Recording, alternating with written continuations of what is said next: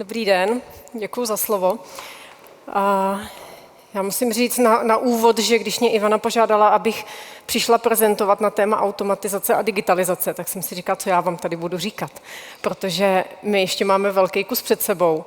A tak jsem to vzala trošku z toho opačného konce a myslím si, že s vámi můžu nasdílet nějakou naši zkušenost o tom, jak se naši zákazníci rozhodují o nákupu technologií a právě tam má vliv ta automatizace a digitalizace.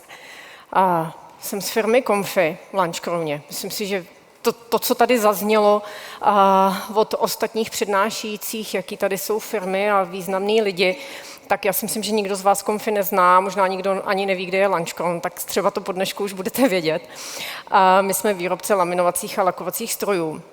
A já bych vám chtěla dát nějaký takový náhled do toho, jak naše malá společnost spolupracuje s velkými hráči, s velkými globálními firmami.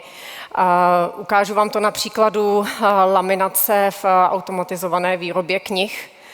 A taky bych chtěla říct, že velmi důležitým faktorem je garance kontinuity. Takže ten zákazník, když se rozhoduje o tom dodavateli, tak chce mít nějakou záruku toho, že to neskončí za 2 roky, ale že prostě je to firma, která s ním bude spolupracovat hromadu let.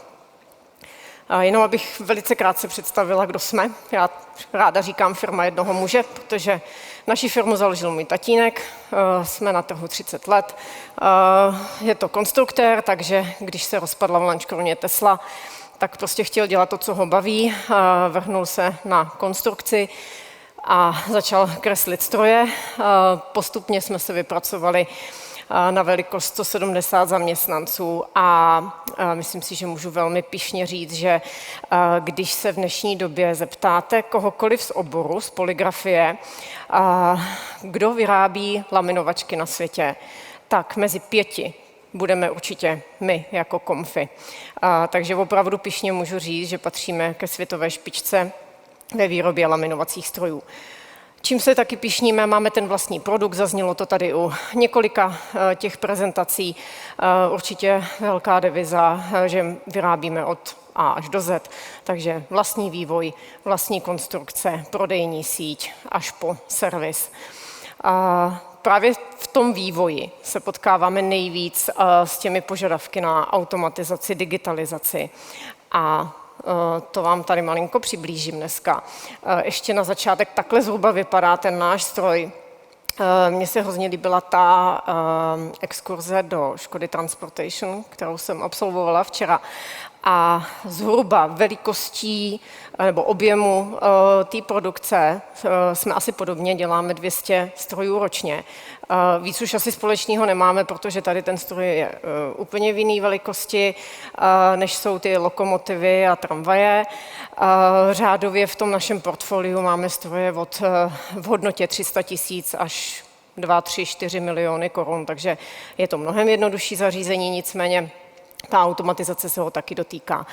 Abych vám to ještě víc přiblížila, když si koupíte knížku, podíváte se na tu obálku, tak je laminovaná na tomto stroji. Případně na našem konkurenčním, ale když se podíváte ještě na ty čísla, největší odbyt do USA, 40% veškeré naší produkce jde do USA, kde je velká výroba knížek, takže s laminací a s firmou Comfy se můžete potkat opravdu často, tak si vzpomeňte, až budete číst nějakou pěknou knížku. Přeskočím dál. My máme 2 druhy zákazníků zhruba. Jedni, to jsou takový ty klasický menší firmy, tiskárna, která dělá různé zakázky, nejenom knižní výrobu a pro ně je důležitý, aby měli kvalitní výsledný produkt, aby byli oni konkurenceschopní, to znamená, potřebují i od nás mít zařízení, který dokážou ufinancovat a který se jim brzo vrátí. Takže pro nás to znamená, aby jsme nabídli zařízení, které si můžou dovolit. Bojujeme tam samozřejmě s konkurencí levných strojů, takže klasicky čínský laminovačky, velký problém. Nicméně, co se týká automatizace, tak tady ty zákazníky zajímá jenom do té úrovně, jak ten jeden operátor, který pracuje na tom jednom stroji, dělá tu jednu operaci jak je to pro něj pohodlný, kolik mu to poskytuje komfortu. Druhá skupina, to jsou pak velké nadnárodní společnosti, které opravdu řeší workflow, automatizaci. Takže všechny procesy výroby knížky musí být natolik automatizované, aby to plynulo bez jakýchkoliv zaváhání, aby byla vysoká produktivita. Jeden operátor obsluhuje několik zařízení, takže to je zase ten rozdíl od té klasiky, na kterou jsme byli zvyklí v minulosti. Takže jeden člověk musí zvládnout, dohlídnout na 3, 4, 5, někdy i více strojů. Proto tím, že to jsou velké firmy, tak mají třeba desítky těch našich strojů, takže není to, že jedna tiskárna má jednu laminovačku, ale tady ty velké výrobní firmy jich mají třeba 8, 10 najednou a proto potřebují, aby ten stroj byl perfektní, funkční, musí mít skvělou technickou podporu a musí být spolehlivý. Jakmile se něco stane, nestojí ten jeden stroj, ale stojí celá výrobní linka, takže to je samozřejmě velký průšvih. To, co jsem zmiňovala na začátku, dlouholetá spolupráce, tady je trošku naše deviza. Tady si můžeme dovolit přijít i s vyšší cenou za ten stroj, takže odpadá nám ta konkurence z Číny. Je to vykoupeno tím, co k tomu nabízíme navíc, protože, jak jsem zmiňovala, technická podpora musí být perfektní a nemůžeme si dovolit jakýkoliv přešlapy.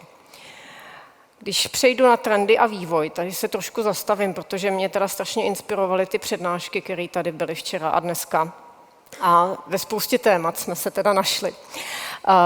Je jasný směr, že se přesouváme od těch malých firm k těm velkým výrobním společnostem, který prostě jsou automatizovaný, to, co jsme tady viděli, ať to jsou automatizované sklady a podobně, takže tam ty požadavky jsou opravdu veliký. Pro nás to znamená neustálý vývoj nových modelů. A víc se to týká softwarových funkcí, než že bychom používali nějaké jiné mechanické prvky, ale velké nároky na to, co ten stroj musí umět, o čem musí přemýšlet, co musí všechno kontrolovat. Takže bezpečnost, produktivita. Včera tady zazněla prezentace, jak tam byly ty 2 auta před 20 lety a dneska, kolik dřív ty auta měly řídicích jednotek a různých čipů, kolik to má dneska. Mě to někdy až děsí, protože já, když jedu autem, tak na mě furt něco pípá, bliká. A když trošku odběhnu, já jsem si přednedávnem užila jízdu, když mi tatínek půjčil Tatru 613 a já jsem jenom točila volantem a mačkala ty pedály a nic na mě neřvalo a bylo to naprosto úžasný. Takže to je jenom takový můj osobní pohled, že někdy ta bezpečnost už jako jde tak daleko, taky to tady zmiňoval kolega včera, že vlastně, aby ta jízda autem byla bezpečná, tak to má všelijaký ty senzory, ale pak už vlastně přichází další rizika, že to může někdo napadnout, takže té bezpečnosti je tam čím dál víc a jsme trošku v takovém začarovaném kruhu, že furt musíme přidávat nějaký nový funkce. Pak bych se odvolala na prezentaci, tady zmiňoval Erik Zapleta ze Škody Auto o tom bezpečnost dat ve firmě. Zmiňoval tady nejhorší, když přijde někdo vyřizovat nějaký servis a potřebuje se nám napojit do systému, tak taky jsme narazili. My jsme si mysleli, jak teda zlepšujeme ty naše produkty, jak poskytujeme vzdálenou podporu, takže každá laminovačka se napojí na internet, my můžeme se na dálku připojit a pomoci jim vyřešit ten problém. Tak to jsme si naivně mysleli, jak je super, že jsme se někam posunuli a došli jsme právě tady k tomu našemu výrobci laminovaček, výrobci zákazníkovi, který kupuje desítky laminovacích strojů, že vlastně tohle není možný, že oni nás tam vůbec nepustějí a když chceme ten problém řešit, tak je to hodně složitý. Kolega ze servisu by mohl povídat, má spoustu historek o tom, jak vlastně se hledají ty cesty, aby jsme zákazníkovi pomohli. A další bod bych zmínila, v tom vývoji už se posouváme mnohem dál a v rámci té automatizace a toho kompletního workflow, který zákazník potřebuje, už na nás padá nutnost spolupracovat s výrobci třetích zařízení. Takže už vlastně ve fázi vývoje, kdy připravujeme nový model, tak už musíme myslet i na to, jak bude vypadat stroj, který stojí před námi v té lince, stroj, který stojí za námi v té lince a jak společně ty stroje vyvinout tak, aby spolu navzájem komunikovali, aby sdíleli informace, když se laminovačka z nějakého důvodu zastaví, aby dala signál tiskárně, přestaň tisknout, protože já tady mám nějaký problém, potřebuju chvilku počkat. Takže s tím vlastně taky pracujeme a bojujeme.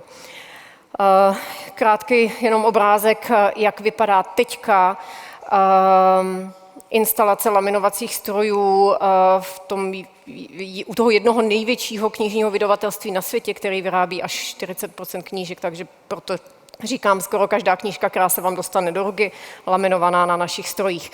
Takže teďka je to řešeno tak, že tady má takhle nějakých zhruba 8 těch strojů vedle sebe. Stroje jsou vybavený to, co normální tiskárny nepotřebují, ale tady v té automatizované výrobě musí mít čtečky kódů, protože každá zakázka má svůj kód a je to do té míry, že si to i hlídá, že ta obsluha tam nepřinese zakázku, která tam nepatří. Takže jeden stroj má na sobě lesklou laminovací folii, jeden stroj má matnou. Jakmile to obsluha splete, tak ten stroj to sám vyhodnotí, že došlo k chybě. Takže to je ta spolehlivost, chybovost se musí hodně snižovat.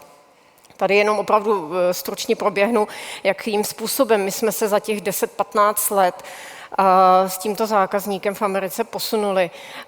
My jsme v roce 2012 až 2016 se dostali přes našeho partnera k tomu, že jsme dodali první laminátory do této firmy.